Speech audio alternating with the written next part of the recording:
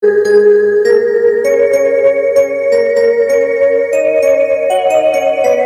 નાથ મુજને મતિ શુદ્ધ દેજો, હૈયે સદા સેવક ભાવ રહેજો.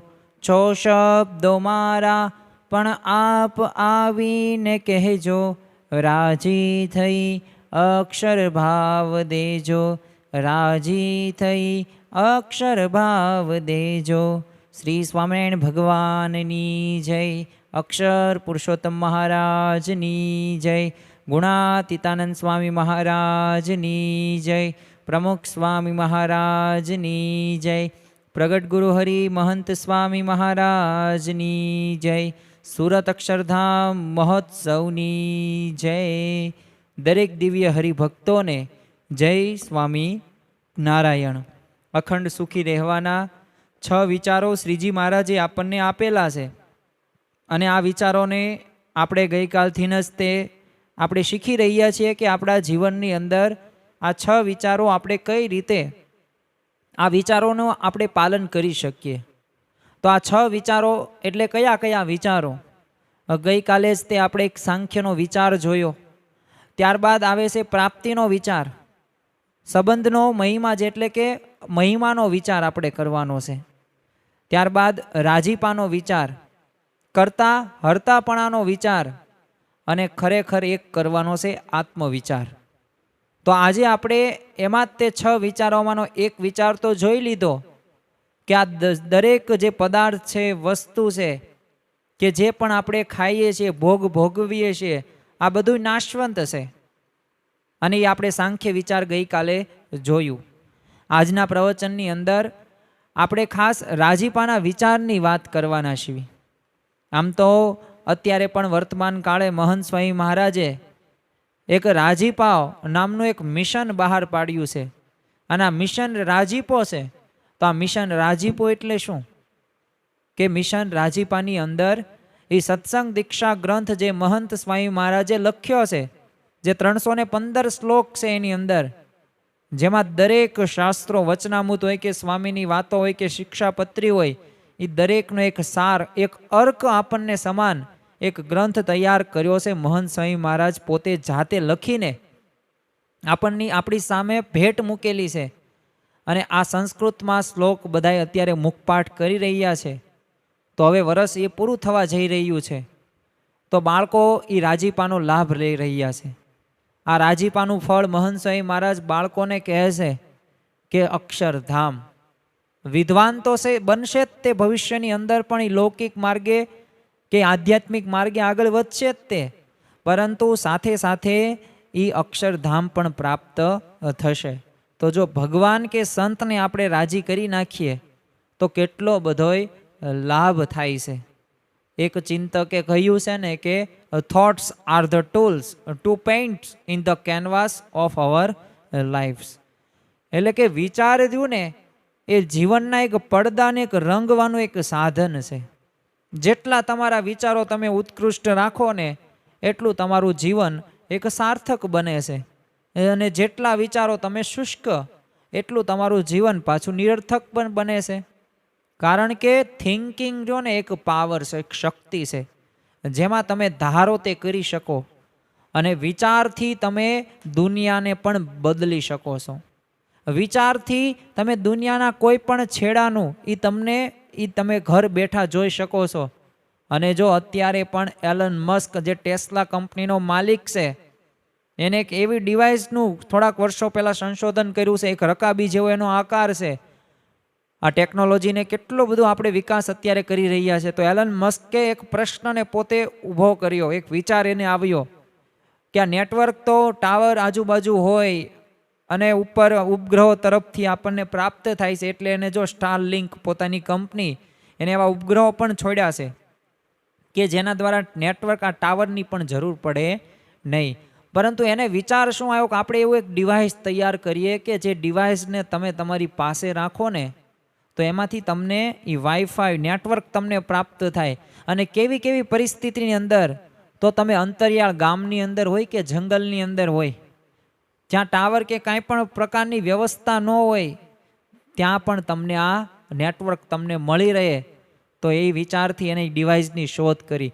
તો જો એક વિચારથી આ પ્રશ્નનું સમાધાન પણ થઈ ગયું.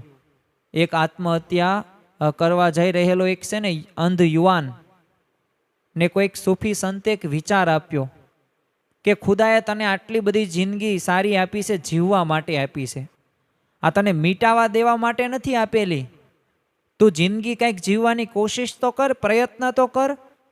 બસ આ એક વિચાર રહ્યો ને, એ અંધ યુવાનને પોતે આપઘાત કરવાની હજી તૈયારી જ હતી, અને આ સંતે જે વિચાર આપ્યો એના ઉપર થોડુંક મનન ચિંતન કર્યું અને માર્ગમાંથી પાછો વળ્યો અને એને ફરી વખત એક જિંદગી જીવવાની કોશિશ કરી અને 14 વાર તેને PhDની ડિગ્રી પણ પ્રાપ્ત થઈ અને જીવન પર્યંત સુધી એ પોતે ઇજિપ્તના શિક્ષણ મંત્રીનું પદ એને શોભાવ્યું. અને આ યુવાન બીજો કોઈ નહીં પણ ડૉક્ટર તાહા હુસેન.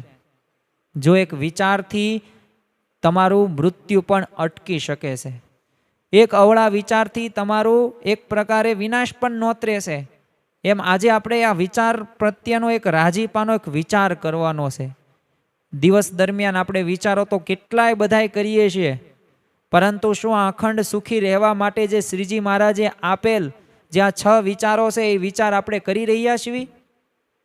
તો જો વિચારથી આ જીવન એક આબાદ પણ બને છે, પરંતુ જો તમે અવળા વિચારો કરો ને તો એ મનોભૂમિમાં વાવેતર પણ થાય છે અને તમારી બરબાદી પણ નોતરે છે. એડોલ્ફ હિટલરનું નામ આપણને સૌ કોઈને ખ્યાલ હશે. એના જ મનની અંદર જ્યારે તે પોતે અભ્યાસ વિદ્યાર્થી હતો ત્યારે એ વિવિધ વિષયોનો અભ્યાસ કરતો. તેમાં ઇતિહાસના એક શિક્ષક હતા ડૉક્ટર લિયોપોલ્ડ પૂછે. એણે એક અવળો વિચાર આપ્યો અને એટલે એ વિચારથી જ તે આ હિટલરના જીવનની અંદર એ જ્યારે મોટો થયો ને ત્યારે કરોડો વ્યક્તિઓને નિકંદન નીકળી ગયું અને અબજોની મિલકતોનો ધુમાડો થયો તો ના નહીં. તો જો થયું એક અવળા વિચારથી. તો આવા તો છે ને ઘણા બધા દ્રષ્ટાંતો આપણે કહી શકીએ કે આપણે જો જેવા વિચાર કરીએ છીએ ને એવી રીતે આપણી સાથે બનતું પણ જોવા મળે છે.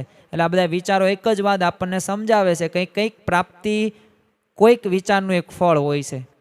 તો આધ્યાત્મિક માર્ગે પણ એક વિચાર પ્રધાન એક માર્ગ છે. અને જો આધ્યાત્મિક માર્ગે આપણે આગળ વધી રહ્યા છીએ ને તો સ્થૂળ દ્રષ્ટિએ તો ઘણી બધી આપણે આજ્ઞાનું પાલન કરવાનું છે, પણ ઉપાસના સંબંધિત પણ આપણને વાતો કહેવામાં આવી છે. એટલે જ તે અક્ષરધામમાં જવા માટેની 2 પાંખોની અંદર ઉપાસના પણ એટલી જ અગત્યની છે જેટલી આજ્ઞા છે. એટલે વૈચારિક રીતે પણ આપણે આગળ વધવાનું છે. એટલે આ આચારની સાથે જો થોડોક વિચાર આપણે ભળવી દઈએ ને તો ખરેખર એ આચાર પણ એક ફળદાયી નીવડે છે.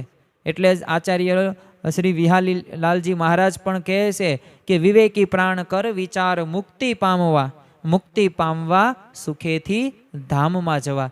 એટલે કે જે વિવેકી પ્રાણી છે, વિવેકી જે જીવ છે, એને વિચાર છે ને મુક્તિ માટે કરવાનો છે. અને મુક્તિ પામવા માટે, સુખેથી ધામમાં જવા માટે એને વિચાર કરવો જ પડશે. જો મોક્ષ મેળવવા માટે તે કંઈક વિચારપૂર્વક આપણે વર્તવાની જરૂર છે. તપેલું ભરેલા દૂધપાકમાં એ પડતી જરાક કેસરની આમ છાંટ હોય ને એ દૂધપાકનો આમ રંગ હોય, સ્વાદ હોય અને સુગંધ હોય ને બદલી નાખે છે. એમ એક નાનો વિચાર પણ છે ને આપણે જે સાધના કરવી છે ને આ સાધનાની અંદર એ પરિણામ ઉપર મોટી અસર પાડી શકે એમ સક્ષમ છે. તો એવો કયો એક વિચાર છે કે જે આપણે સાધનાને એક સાર્થક કરે? એવો કયો એક વિચાર છે કે જે આ લોક અને આ પરલોકમાં એ આપણને સુખી કરે? અહીંયા તો આપણને સુખ પ્રાપ્ત થાય પણ આપણે પરલોકમાં પણ સુખી રહીએ. એવો એક કયો વિચાર છે કે જે સત્સંગમાં આપણને નિર્વિઘ્ન રાખે, કોઈ પણ પ્રકારનો પ્રશ્ન ન આવે, અને પ્રશ્ન આવે તોય આપણને પ્રશ્ન ન રાગ લાગે? તો જો આ દરેક પ્રશ્નનો ઉત્તર છે કે રાજીપાનો વિચાર. એ ભગવાન અને સંતને એ રાજી કરવાનો વિચાર હોય ને તો આ વિચાર એક એવો બળવાન વિચાર છે કે જેમાં છે ને સર્વે અર્થ સિદ્ધ થઈ જાય છે. અને સર્વે અર્થ સિદ્ધ કઈ રીતે? કે કોઈ પણ ક્રિયા કરો, કોઈ પણ નિયમ ધર્મ પાળો, કોઈ ઉપાસના સંબંધિત વાત હોય, કોઈ આજ્ઞા સંબંધિત વાત હોય, એ દરેકની અંદર તમે સારી રીતે વર્તન કરી શકો. આ એક રાજીપાના વિચારથી તમારા કાર્યમાં પણ જેમ સોનામાં સુગંધ ભળે ને એમ આ કાર્યમાં પણ એ રાજીપાના વિચાર દ્વારા એ શક્ય છે. એ ભગવાન અને સંત તમારા ઉપર કૃપા પણ કરે, રાજી પણ થાય અને એ કાર્ય સારું પણ થઈ શકે. વચનામૃત ગઢડા મધ્યના 27માં શ્રીજી મહારાજે અને મુક્તાનંદ સ્વામી વચ્ચેનો એક નાના વાર્તાલાપ એમને લખ્યો છે. મુક્તાનંદ સ્વામી તો ક્યારેક ક્યારેક ક્રોધ થઈ આવે પણ એમને તત્કાળ આમ શમી જાય.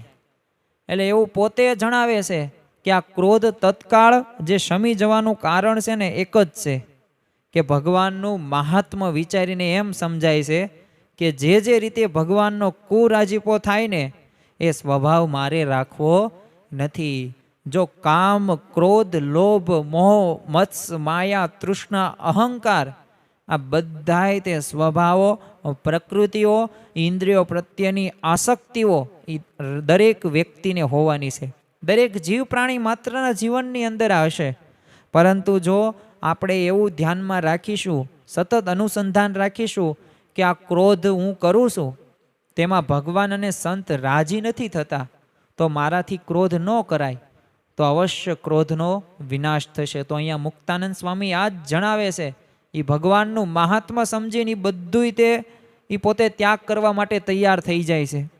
અને શ્રીજી મહારાજે જ્યારે આ વાત સાંભળીને ત્યારે બોલ્યા કે કામ ક્રોધાદિકના જોરને હઠાવે એવો જે વિચાર તે તો ગુણ થકી પડશે, તે તમારા જીવમાં રહ્યો છે.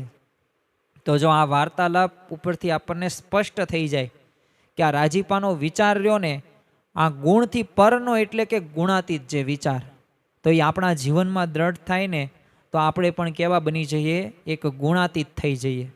તો આ રાજીપાના વિચારની દ્રઢતાની તો ઘણા બધા લાભો આપણા જીવનની અંદર પ્રાપ્ત થાય છે. આજે દરેકને લાભ પાછળ દોડે છે. શેર બજારની અંદર હોય કે જમીન મકાનનું કરતા હોય કે કોઈક ધંધો કરતા હોય ને, તો આપણે ક્યાં રોકાણ કરીએ છીએ કે જ્યાં આપણને બેનિફિટ થાય, કે જ્યાં આપણને નફો અને આપણી આવકમાં અને સંપત્તિમાં વધારો થવો પડે, તો એ ધંધો આપણે વ્યવસાય કરીએ છીએ. બાકી કોઈ જગ્યાએ આપણે એક રૂપિયો પણ એમનામ કોઈને કાંઈ પૈસા આપતા નથી. તો અહીંયા પણ આપણે આધ્યાત્મિક અને લૌકિક માર્ગની અંદર આપણે આગળ વધવું છે. તો એના માટે શું જરૂરી છે? તો એના માટે જરૂરી છે કે આ રાજીપાની વિચારની દ્રઢતા. જો આજે દ્રઢતાથી જ કોઈ કાર્ય નક્કર તમે કામ ઉપર પહોંચી શકો છો, બાકી વિચારથી કોઈ કાર્ય થતું નથી. તો અહીંયા દ્રઢતા માટે આપણે ઘણા બધા આપણા જીવનની અંદર લાભો થઈ શકે છે. પહેલો જ તે એક લાભ જોઈએ ને રાજીપાના વિચારથી થાય છે, તો એ ધર્મ નિયમ દ્રઢ પડે છે. જો આ ધર્મ નિયમ રહ્યા ને અને ભક્તિ હોય ને તો જ ભગવાન ત્યાં આવીને વસે છે. આ એક વાત સાચી છે.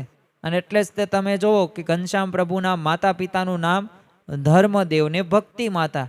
એટલે જ્યાં ધર્મ હોય ને ભક્તિ હોય તો ત્યાં ભગવાન અવશ્ય ત્યાં જન્મે જ છે, એટલે કે ત્યાં હાજર જ હોય છે. શ્રીજી મહારાજે તે વચનામૃત ગઢડા અંત્યના 29માં વચનામૃતમાં કીધું છે કે દેશ દેશના હરિભક્ત ભાઈ ભાઈ છેટે રહ્યા છે, તે પણ વર્તમાનમાં ખબરદાર વર્તે છે અને એમ જાણે છે જે જો આપણે સારી પેઠે નહીં વર્તીએ તો મહારાજ કુરાજી થશે, માટે સર્વે ધર્મમાં દ્રઢપણે વર્તે છે. અને જો આ નિયમ ધર્મ પાળવા ખૂબ જરૂરી છે. એમ અહીંયા મહારાજે પણ કહ્યું કે જે દેશ પરદેશના જે હરિભક્તો રહ્યા તો આમ ખબરદાર રહીને વર્તે છે અને જાણે છે કે આ સારી પેઠે જો નહીં વર્તીએ ને તો આ ભગવાન કુરાજી થશે. જો યાદ રાખવું, ભગવાન અને સંતને તમે રાજી કરશો ને તો અદમ્ય અને તમે જે વિચાર્યું નહીં હોય ને એવું ફળ તમને પ્રાપ્ત થશે. પરંતુ આ રાજીપાનો વિચાર સતત શરૂ રહેવો પડે. એ દરેક સમયે દરેક ક્રિયાની અંદર એ બોલવામાં, ચાલવામાં, ખાવામાં, પીવામાં, સપનામાં, સુષુપ્તિમાં દરેક અવસ્થાની અંદર આ રાજીપાનો વિચાર આપણે રાખવાનો છે. તો ભગવાન અને સંત કુરાજી નહીં થાય.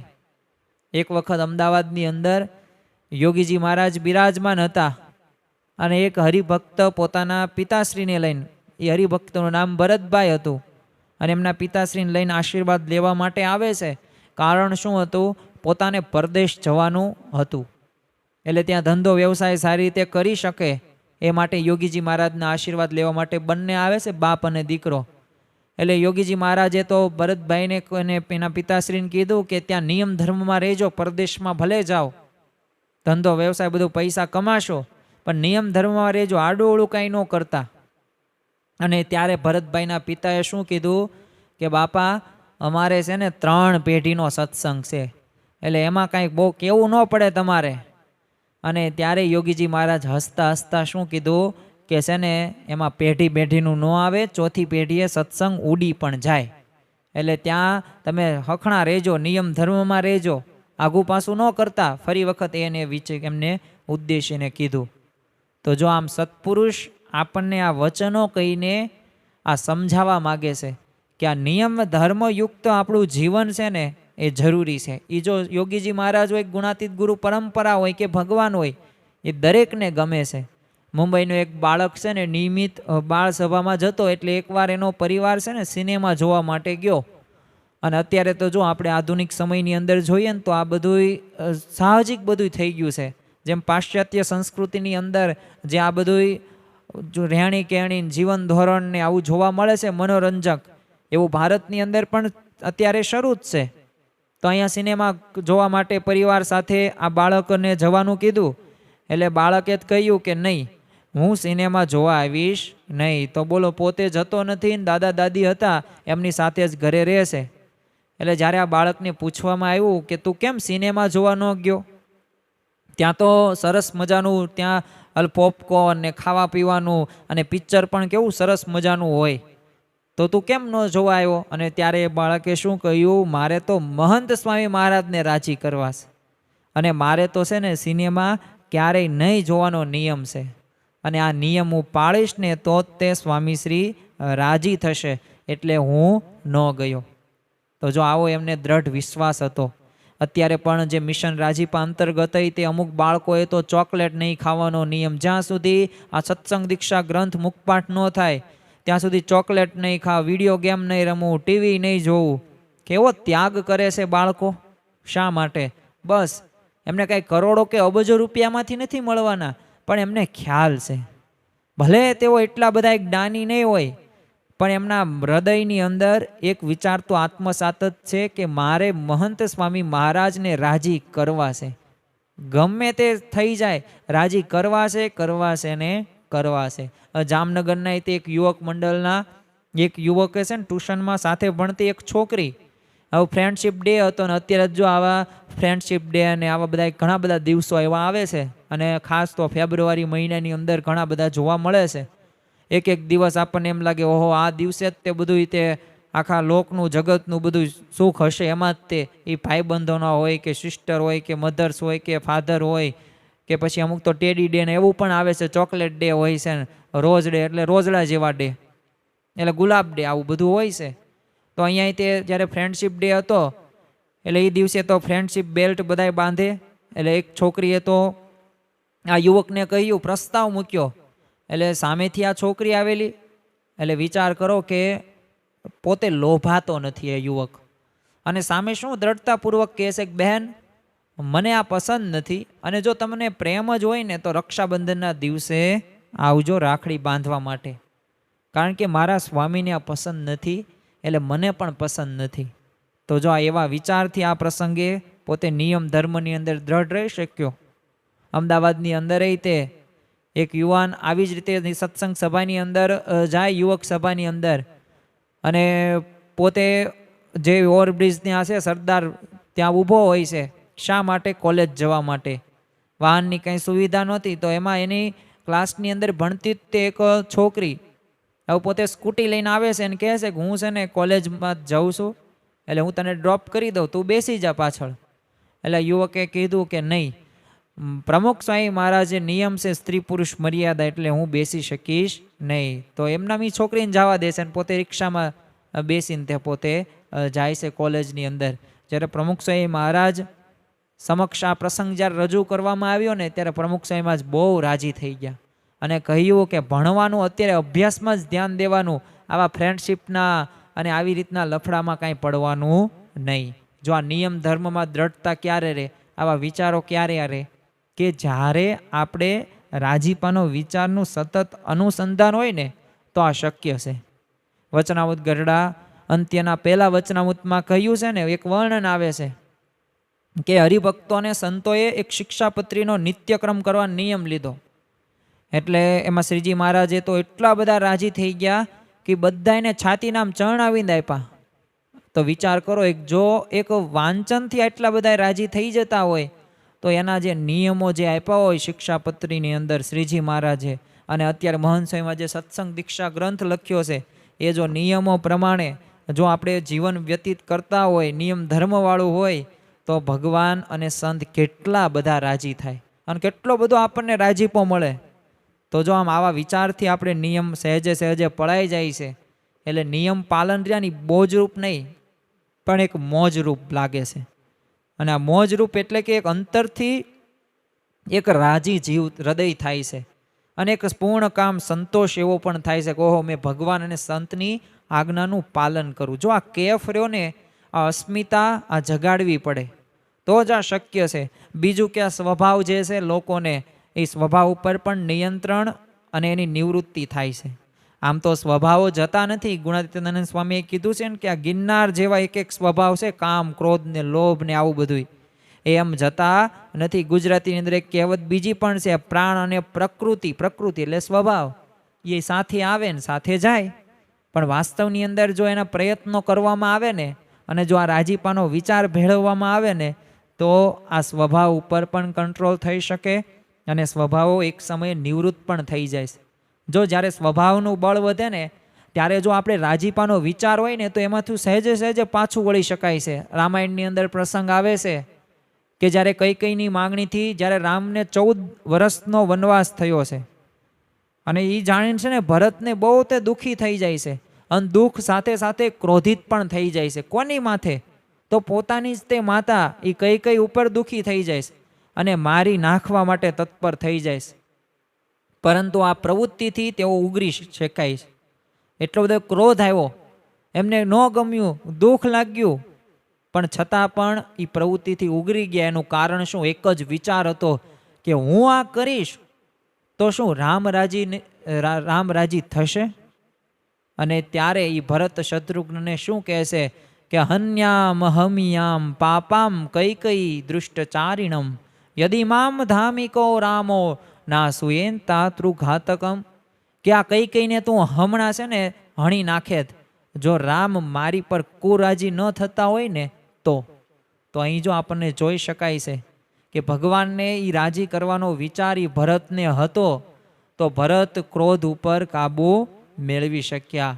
આવી રીતે 14 વર્ષના વનવાસની અંદર આમ જ રામનો જે પડછાયા સમાન એક લક્ષ્મણ એના ભાઈ એવી રીતે વર્તન કર્યું છે, એવા સેવા ચાકરી કરી છે. કારણ કે 24 કલાક તેઓ જાગ્યા છે, સૂતા જ નથી.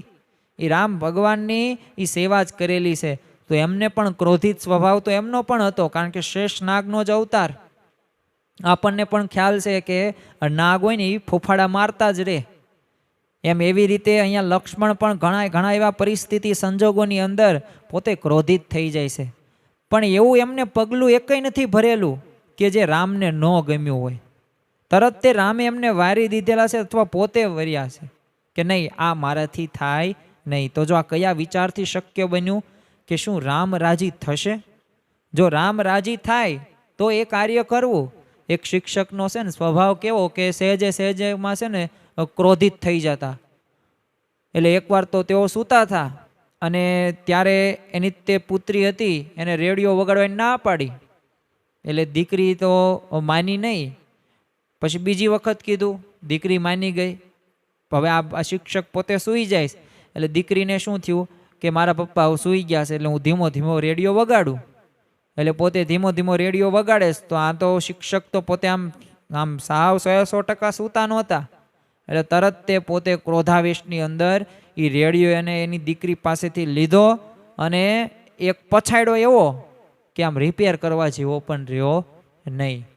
નાના નાના પ્રસંગોની અંદર એ અતિશય ઉકળી ઉઠતા. બીજો એક પ્રસંગ આપણે એમનો જ તે વાત કરી શિક્ષકના તે સ્વભાવની, કે એનો પુત્ર જે બીજો હતો, એક વખત એ પોતે સાયકલ ચલાવતો.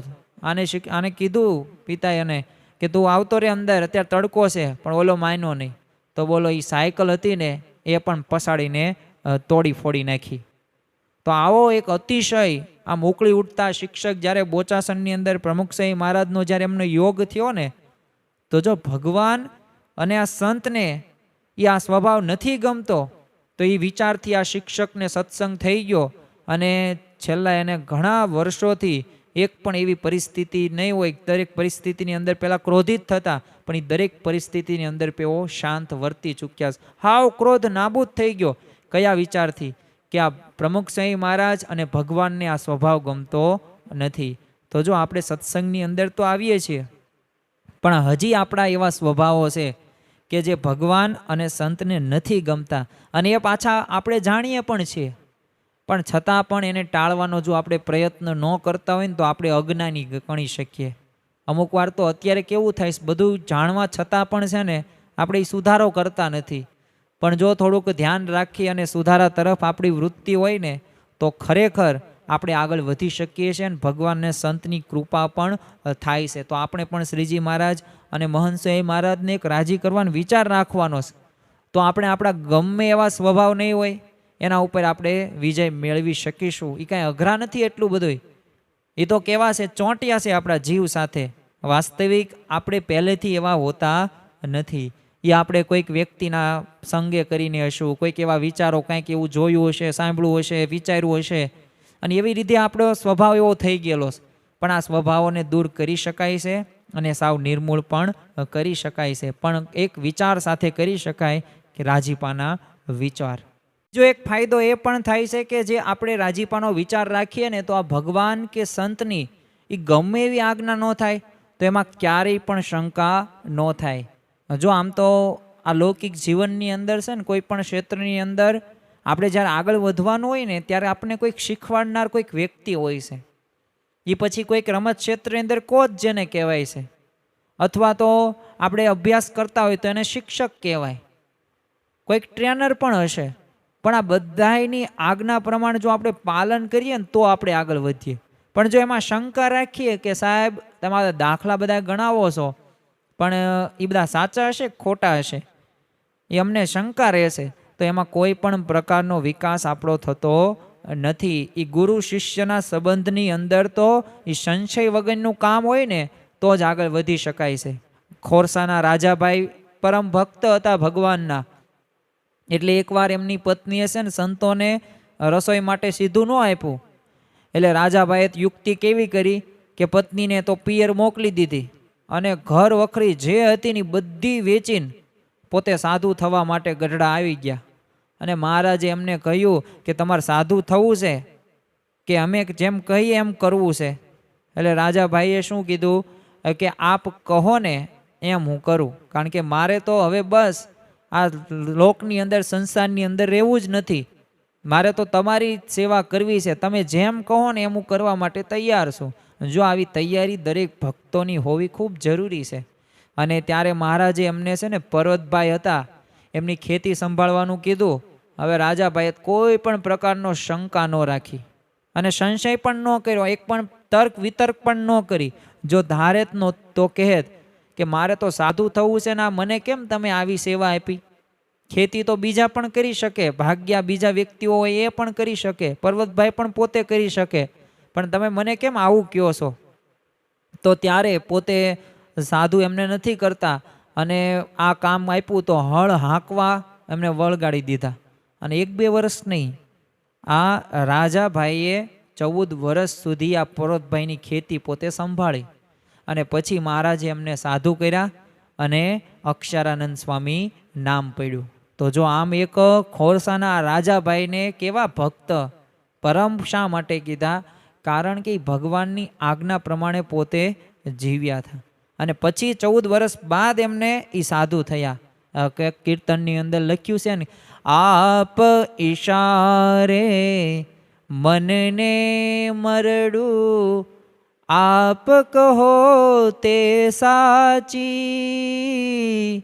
જે કંઈ હોતે આપ જ મારા, આપ શરણ મારાચી. નહીં દાદ ફરી યાદ નહીં ને, નહીં કોઈ મારા કાજી, હું તો આપ રીજો એમ રાજી.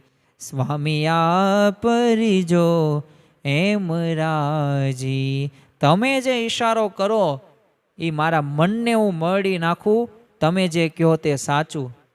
કારણ કે તમારા શરણની અંદર હું આવ્યો છું અને કોઈ પણ પ્રકારની ફરિયાદ હું નહીં કરું, કારણ કે તમે જ મારા ઉધમ ઉદાહરણ છો. અને એટલે જ તે ઘણી વખત આપણે આપણા જીવનની અંદર આવું આપણે નથી કરતા. એ શ્રદ્ધા નથી રાખતા અને શંકા રાખીએ છીએ ને એટલે આપણને જે સુખ મળવાનું છે, જે આનંદ મળવાનો છે ને, એ આનંદ આપણે મેળવી શકતા નથી. બીજું છે ને, આપણા જીવનની અંદર આ રાજીપાના વિચારથી એક સમર્પણ ભાવ રહ્યો ને એ પણ જાગે છે. સંવત 1977માં છે ને પંચાળામાં આ સંતો ભક્તો સાથે છે ને મહારાજ બીજે દિવસે મહારાજ મહિલા હરિભક્ત કાનુભાઈના આમંત્રણથી છે ને સુત્રેજ પધાર્યા હતા.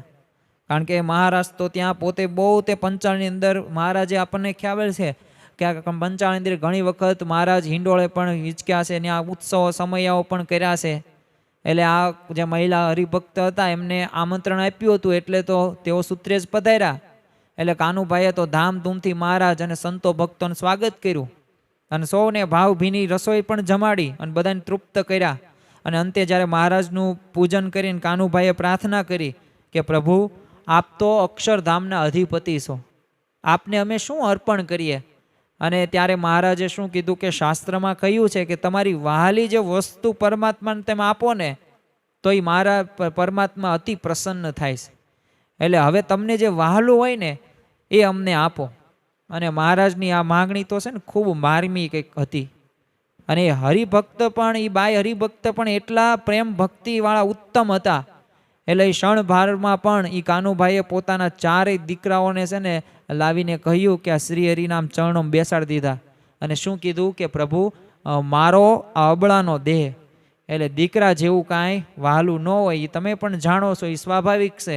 તો આ હું 4 પુત્રોને હું આપને અર્પણ કરું છું. અને મહારાજ આ કાનુબાઈની જે આવી સમર્પણ ભાવનાની અતિ પ્રસન્ન થઈ જાય છે અને 4માંથી 2 દીકરાઓને સ્વીકારે છે અને સાધુ દીક્ષા પણ આપે છે. તો જો આમ ભગવાન અને એક સંતને રાજી કરવાનો જો વિચાર હોય ને તો વચનામૃત લોયાના 3 મુજબ ભગવાનને અર્થે અને સંતને અર્થે શું ન થાય. પોતાનો આમ સર્વસ્વ પણ અર્પણ કરતા પણ ક્યારેય છે ને ખચકાટ ન થાય. પ્રમુખ સ્વામી મહારાજ શતાબ્દી મહોત્સવ જે આપણે ભવ્ય અને દિવ્યતાથી એ અમદાવાદની અંદર જ્યારે ઉજવવામાં આવ્યો ત્યારે ઘણા બધા ભક્તોના આપણને એવા દર્શન થયા. કેવું સમર્પણ ભાવના, કે અમુક 2-2, 3-3 વર્ષથી સેવામાં જોડાયેલા હતા. અમુક મહિનાના 6 મહિના, 10 મહિના, 12 મહિના. તો કેવી સમર્પણ ભાવના હતી. આ જો આ સમર્પણની ભાવના એક વખત આવી જાય ને તો ખરેખર આપણા જીવનની અંદર આપણે આગળ વધી શકીએ. એ લૌકિક હોય તો પછી આધ્યાત્મિક હોય. તો રાજીપાનો જો વિચાર હોય ને તો આ શક્ય બને છે. અમેરિકામાં તે ચેટનુગા નિવાસી આશીષભાઈના એપાર્ટમેન્ટમાં આગ લાગી હતી. હવે પરિવારમાં કોઈને છે ને જાનહાની ન થઈ, પરંતુ $50-60 હજાર સંપત્તિ ખાક થઈ ગઈ. કાંઈ બચ્યું નહીં. ફાયર ફાઇટરના હાથમાં તે ફક્ત એક જ ડબ્બો આવ્યો અને એ ડબ્બો ઘરેણાનો હતો. એટલે એ સમયે એમના વિસ્તારમાં ઠાકોરજીના ચરણે હવે જ્યારે સુવર્ણદાનનો કાર્યક્રમ ચાલી રહેલો ત્યારે આશીષભાઈ અને એમના પરિવારના જે સભ્યો હતા, હવે ઘરમાં આટલી બધી કટોકટી હતી, આગ લાગી હતી, $50-60 હજાર જે સંપત્તિ હતી બધી વિનાશ થઈ ગઈ. પણ છતાં પણ એમના તમામ જે ઘરેણા હતા એ સુવર્ણદાનમાં એમને આપ્યા અને વ્યાજે પૈસા લાવીને તે ઘર એમને ચલાવ્યું. અને મહંત સ્વામી મહારાજ પણ જો તેઓના આવા સમર્પણ ભાવથી પછી ખૂબ પ્રસન્ન પણ થાય છે. એમ જો ભગવાન અને સંતને પ્રસન્ન તમે થોડીક ક્રિયાઓ, થોડુંક એવું કર્મ કરો ને થઈ જાય છે. પણ એવું પ્રમાણે આપણે સમર્પણ ભાવના માટે આવો રાજીપાનો વિચાર હોવો ખૂબ જરૂરી છે. બીજું છે ને સેવા ભક્તિ જ્યારે માં આપણે તરવરાટ થાય છે. કારણ કે રાજીપાનો વિચાર રહ્યો ને હંમેશા આપણને એક સેવા ભક્તિમાં તરવટતા રાખે. શા માટે? કારણ કે એક ભાવ છે કે મારે ભગવાન અને સંતને રાજી કરવા જ છે. અને આજે જો સત્સંગની અંદર તે આપણે ઘણા બધા એવા હરિભક્તો આપણા મંદિરો માટે જો તન મન ધનથી જોડાય છે. અને મંદિરનો પ્રતિષ્ઠા મહોત્સવ હોય કે પાટોત્સવ હોય કે પારાયણ હોય કે નાના મોટા ગમે આયોજનો હોય, એ હરિભક્તના અંતરની અંદર શું વિચાર છે કે મારે સેવા મને મળી જાય ને તો સારું. એ મારા મોટા ભાગ માનીને પોતે સેવા કરે છે. અને એટલે જ તો શ્રીજી મહારાજ અને મહંત સ્વામી મહારાજ એમના ઉપર રાજી થાય છે. મહંત સ્વામી મહારાજની પ્રેરણાથી જ્યારે પ્રમુખ સ્વામી મહારાજ શતાબ્દી મહોત્સવ જ્યારે 2015થી 2022 સુધી એ મોટા શહેરોમાં ખૂબ ધામધૂમપૂર્વક ઉજવાયા. અને આ મહોત્સવમાં હજારો હરિભક્તોએ સ્વામીશ્રીને રાજી કરવા માટે એક બબ્બે મહિનાની સેવામાં પોતે જોડાયેલા હતા. અમુક 6 મહિના, અમુક આખા વર્ષમાં પોતાનો વ્યવહાર હતો ને એ પણ ગૌણ કરી દીધેલો. અને સેવા બાદ સ્વામીશ્રીને જ્યારે અંતરથી રાજી કર્યાનો સંતોષ છે ને એમના ઉપર એ મુખ ઉપર દેખાતો હતો. તો જો આવી રીતે આપણને એક સેવા ભક્તિનો પણ તરવરાટ રહેશે. પણ આ રાજીપાનો વિચાર હોય ને તો બીજું આપણું અત્યારના સમયની અંદર તણાવવાળું જીવન થઈ ગયું છે.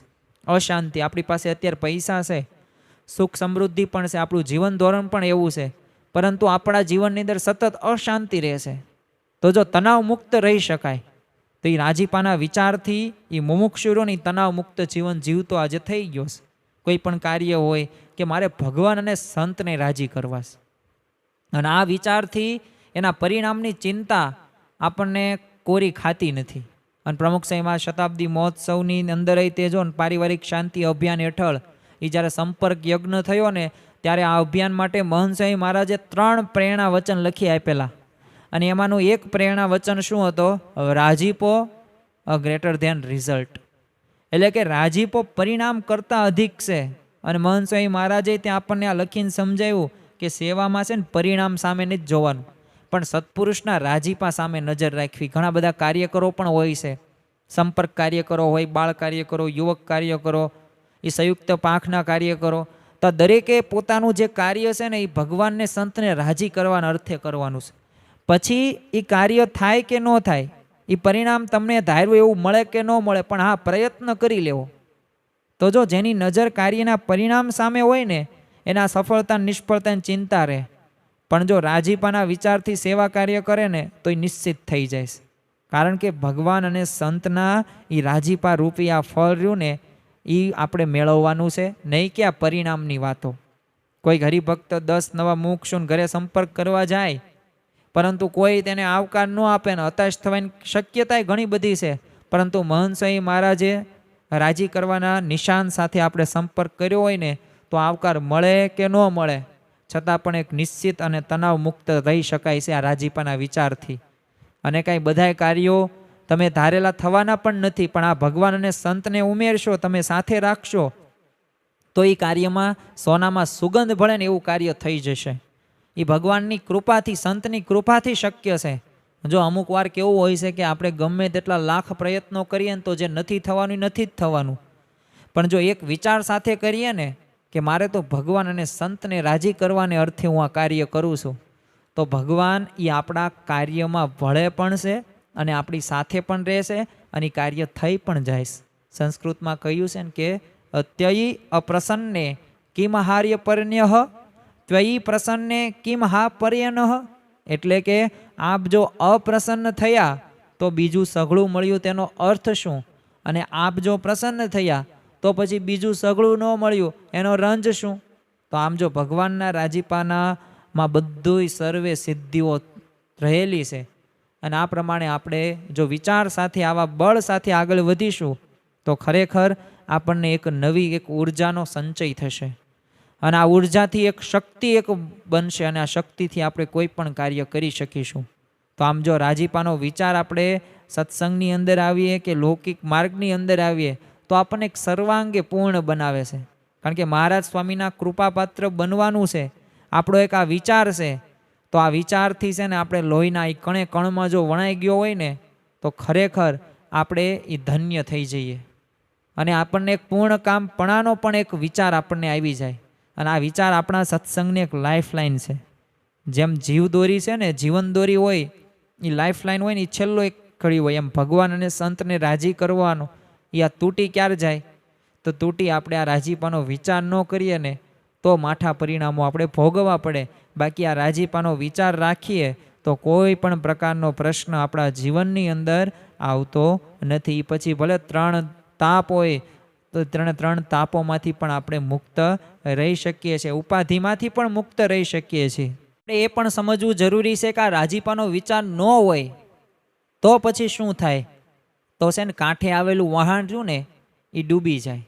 શ્રીજી મહારાજે લીલાપાળાને છે ને સ્વયં કોલ આપેલો કે હું તને છે ને જાતે જ તેડવા માટે આવીશ અને અક્ષરધામમાં હું તને લઈ જઈશ. પણ આ લાલાપાળા ઉપર શ્રીજી મહારાજની પ્રસન્નતા એમને એમ તો નહીં થઈ હોય ને, કારણ કે ઘણી બધી એને સેવા ભક્તિ કરી હશે અને પોતે નિષ્ઠા પણ એવી દ્રઢ કરી હશે અને ઉત્કૃષ્ટ હશે, તો જ તે મહારાજે આવી રીતે એને વચન આપ્યું હોય તો એને રાજીપો પ્રાપ્ત તો કરી લીધેલો. પણ પછી તો હવે શું છે, બેઠા બેઠા બસ કેમ આપણે કોઈક રોયલ્ટી ખાવાની હોય એવી રીતે કામ તો થઈ ગયું, અક્ષરધામમાં જવાનું ફાઇનલ છે. તો હવે તો બસ બેઠા બેઠા શાંતિ નામ સ્મરણ ભજન કરવું જોઈએ. પરંતુ આ લાલાપાળાએ આવું ન કર્યું. એ રાજીપો મેળવા છતાં પણ એ રાજી કરવાનો વિચાર એ લાલાપાળાને દ્રઢ નહોતો થયો, તો મહારાજને કુરાજી એને કર્યા અને એ અભાવ અવગુણ આ પ્રવૃત્તિમાં પોતે પડે છે અને તેના જ પરિણામે ગોપાળાનંદ સ્વામી જેવા વરિષ્ઠ સદગુરુ સંતનો દ્રોહ કરે છે. અને એ દ્રોહના કારણે આ લાલો પાળો જે હકીકતની અંદર ભગવાન એને કોલ આપેલો હતો કે હું તને અક્ષરધામમાં લઈ જઈશ અને જાતે હું તેડવા તને આવીશ, તો એ લાલો પાળો એ છેલ્લે મુક્તને બદલે કેવો થાય છે, ભૂત થઈ જાય છે. તો એટલે જો આ રાજીપાનો વિચાર ન હોય ને તો આમ કાંઠે વહાણ આવે અને આપણે બેસી ન શકીએ અને ડૂબી જાય તો આપણને કેવું દુઃખ લાગે, એવું વહાણ ડૂબી જાય છે. એમ સતત આપણે રાજીપાનો વિચાર રાખવો જરૂરી છે. બીજું છે ને, આ રાજીપાનો વિચાર ન હોય મૂંઢપણું પણ આવી જાય. યોગી ગીતાની અંદર યોગીજી મહારાજ છે ને શાસ્ત્રીજી મહારાજને એક પ્રાર્થના કરે છે કે હે શાસ્ત્રીજી મહારાજ, અમારી બુદ્ધિમાં છે ને મૂંઢપણું ન આવે. હવે જો બુદ્ધિમાં મૂંઢપણું આવે ને ત્યારે ભગવાન અને સંતની રુચિ હોય, મરજી હોય, અભિપ્રાય હોય એ કાંઈ સમજી આપણે ન શકીએ અને પરિણામો શું આવે, પાછળથી અંતરમાં બળતરા થાય.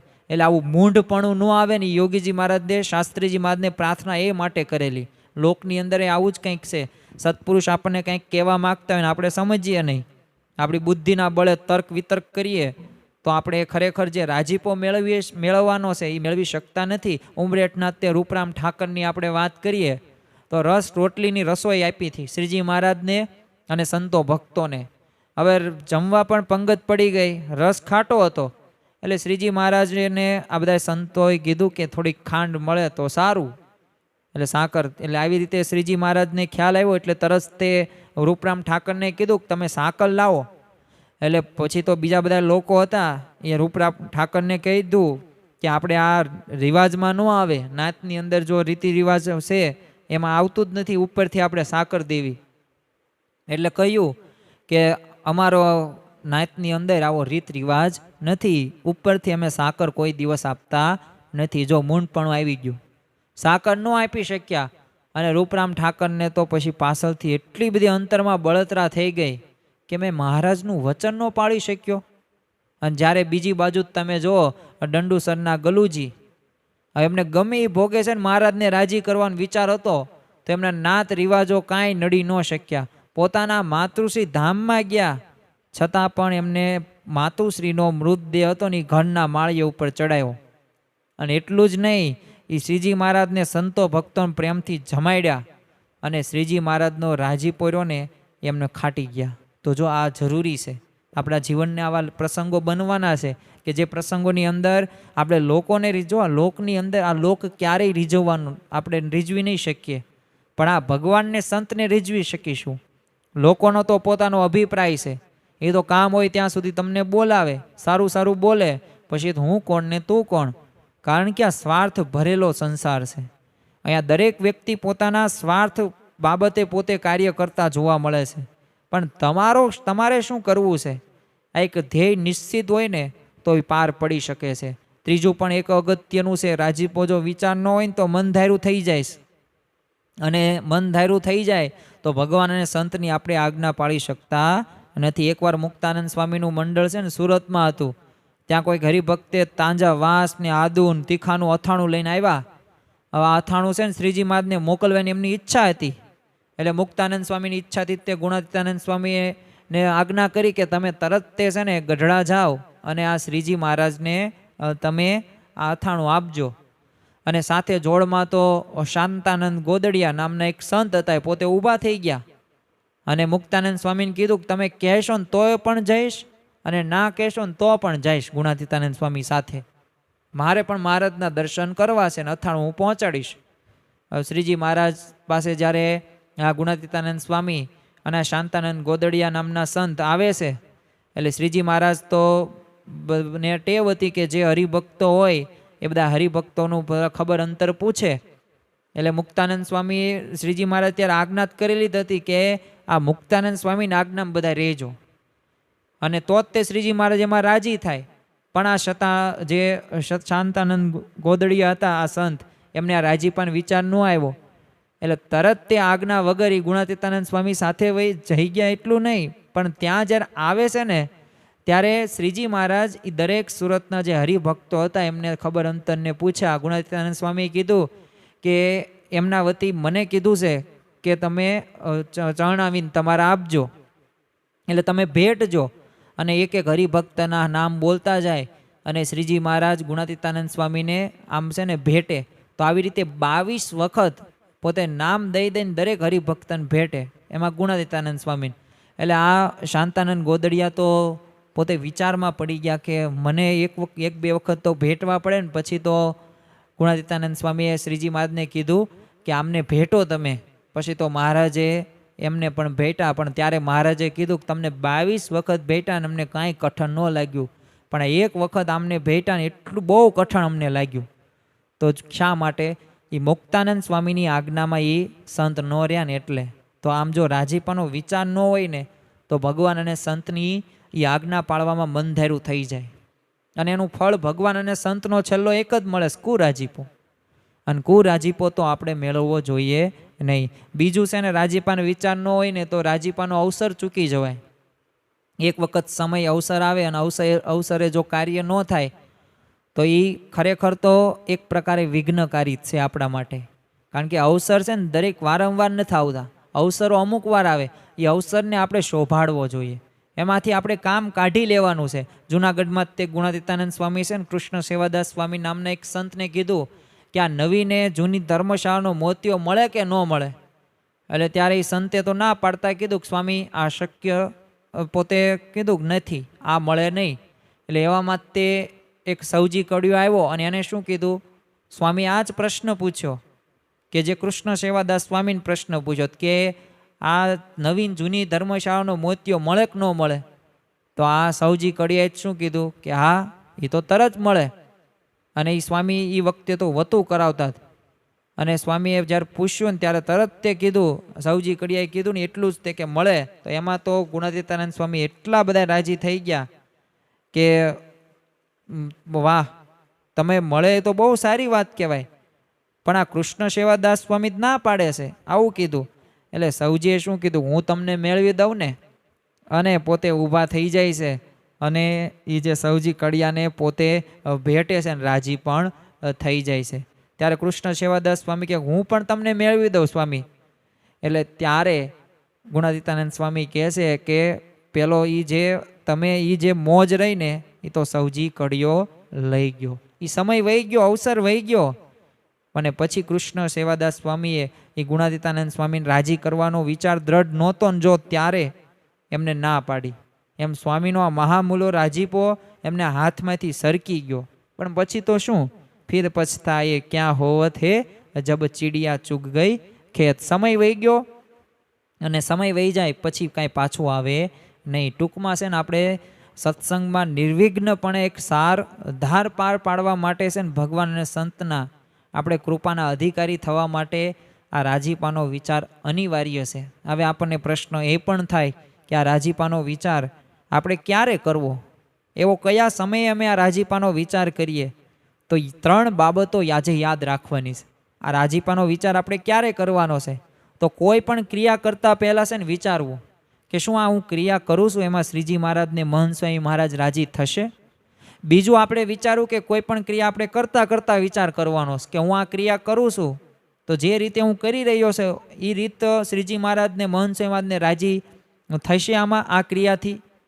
અને ત્રીજું, એ ક્રિયાના અંતે આપણે વિચાર કરવાનો કે મેં જે આ ક્રિયા કરી એમાં શ્રીજી મહારાજ અને મહંત સ્વામી મહારાજ રાજી થયા હશે? તો જો આ રીતે આપણે ક્રિયા પૂર્વે પહેલાં, પછી ક્રિયા દરમિયાન, ક્રિયા ચાલતી હોય ત્યારે અને ક્રિયા બાદ જો આપણે રાજીપાનો વિચાર કરીએ ને, તો આ વ્યવહારિક હોય, વ્યાવસાયિક હોય, આધ્યાત્મિક હોય, કોઈ પણ ક્ષેત્ર ન હોય, દરેક ક્ષેત્રની દરેક ક્રિયાની અંદર એક શુદ્ધ અને ચોકસાઈવાળી એક મોક્ષદાયી બની જાય. અને એમાં ભગવાન અને સંત અવશ્ય રાજી થાય છે. ચાણક્ય માટે એવું કહેવાતું કે ન પ્રયોજનમ અંતરા ચાણક્ય સ્વપ્ને બી ચેષ્ટતે. એટલે પ્રયોજન વિના ચાણક્ય સ્વપ્નમાં પણ કોઈ ક્રિયા કરતા નહીં. તો એમ છે ને, આપણે આ રાજીપાના વિચાર વિના આપણે પણ એકય ક્રિયા એ સ્વપ્નમાં થવી ન જોઈએ. આવો વિચાર આપણે દ્રઢપણે માનવાનો છે. તારીખ 25/6/2018 રોજ મહંત સ્વામી મહારાજ જ્યારે અમદાવાદ ખાતે વિરાજમાન હતા અને ત્યારે યુવકોએ એક છે ને આ રાજીપાના વિચાર આધારિત એક વિશિષ્ટ એક સંવાદ રજૂ કરેલો. અને સંવાદ બાદ મહંત સ્વામી મહારાજે આશીષ વરસાવતા કહ્યું કે આ રાજીપાનો વિચાર ને અલૌકિક છે, દિવ્ય છે. અને આજે આપણે સત્સંગની અંદર તે બધા સંતો ભક્તો એ ભગવાનનો રાજીપો લેવા માંડ્યા છીએ. તો આપણે પણ છે ને ભગવાન અને સંતને રાજી કરવાની દ્રઢતા રહીને દિવસે ને દિવસે વધારતા રહેવું જોઈએ. ફાધર વાલેસે એક વાત નોંધી છે કે એકવાર છે ને તેઓએ એક વિદ્યાર્થીને પૂછ્યું કે તારું ઘર અહીંથી કેટલું દૂર? એટલે વિદ્યાર્થીએ શું કીધું કે 1.5 રૂપિયાની ટિકિટ થાય. એટલે વિદ્યાર્થીના ઉત્તર ઉપર ટિપ્પણી કરતા ફાધર વાલેસે શું કીધું કે વ્યક્તિના મનમાં છે ને ધનનો કેવો વેગ ઉપડેલો છે કે અંતર પણ એ કિલોમીટરમાં નહીં પરંતુ રૂપિયામાં જણાવતો થઈ જાય છે. જેમાં લોકોને જો આ સંપત્તિનો વેગ લાગે છે ને, એમ આપણે આ સાધકને આપણે દરેક સાધના કરવી છે, દરેક મુમુક્ષુ છે કે જે આધ્યાત્મિક માર્ગે આપણે આગળ વધવા માટે પ્રયત્ન કરી રહ્યા છીએ. તો આપણે પણ સાધકને છે ને આ એક વેગ રાખવાનો છે કે પ્રત્યેક એ આપણો આચાર હોય, પ્રત્યેક એ આપણો ઉચ્ચાર હોય, એ પ્રત્યેક એ વિચારનું ભાષાંતર હોય ને, એ છેલ્લે ક્યાં પૂર્ણ વિરામ થાય? રાજીપાના વિચાર સાથે. કોઈક આપણને પ્રશ્ન પૂછે ને કે તમે કેવું બોલશો, તો એનો ઉત્તર શું હોય? સ્વામી રાજી થાય ને એવું. કોઈક તમને એવું પણ પૂછે કે તમે કેવું કરશો, તો એનો ઉત્તર શું હોય? સ્વામી રાજી થાય ને તેવું. તમને કોઈક એવું પણ પૂછે કે તમે કેવું વિચારશો, તો ઉત્તર શું દેવાનો? સ્વામી રાજી થાય ને તેવું. તો જો આ રાજીપાનો વિચાર કેવી રીતે દ્રઢ થાય? તો જો ભગવાન અને આ સત્પુરુષનો આપણે જો યથાર્થ મહિમા જો સમજી શકીએ ને, તો આપણને આ રાજીપાની કિંમત સમજાય અને રાજીપાનો વિચાર પણ રહે. તો આપણે છે ને ખરેખર આ રાજીપાનો વિચાર આપણે આ દ્રઢ કરવાનો છે. અખંડ સુખી રહેવાની વાતો આપણે કરી રહ્યા છીએ. ગઈકાલે પણ એ સાંખ્ય વિચારથી આપણા જીવનની અંદર એક આપણે અખંડ સુખી રહી શકીએ ને એવા આપણે દ્રષ્ટાંતો અને ઉદાહરણો જોયા હતા. એમ આજના દિવસે ત્યાં રાજીપાના વિચારથી આપણે આ અખંડ સુખી રહી શકીશું. ગઈકાલે જેમ નાશવંતપણાની વાતો કરી, એમ આજે આપણે દરેક ક્રિયાની અંદર, એ ક્રિયા પૂર્વે હોય, ક્રિયા દરમિયાન હોય કે ક્રિયા પછી હોય, એ દરેક ક્રિયાની અંદર ભગવાન અને સંત રાજી થશે કે નહીં થાય, આ વિચાર આપણે રહેવો જ જોઈએ. તો ખાસ આપણા જીવનની અંદર આ રાજીપાનો વિચાર આપણે દ્રઢ કરવાનો છે. કારણ કે એ ભગવાન અને સંતનો મહિમા તો યથાર્થ આપણે સમજ્યા હશું ને, તો આ રાજીપાનો વિચાર એ સહેજે સહેજે દરેક ક્રિયાની અંદર થઈ જશે. તો આજના દિવસે મહારાજ સ્વામીના ચરણોમાં પ્રાર્થના કરીએ કે ખરેખર અમારે પણ અખંડ સુખી થવું છે. તમે જે વિચારો કરવાના કહ્યા છો એ વિચારો અમે કરી શકીએ એવી બળ, બુદ્ધિ અને શક્તિ આપજો. શ્રી સ્વામિનારાયણ ભગવાનની જય.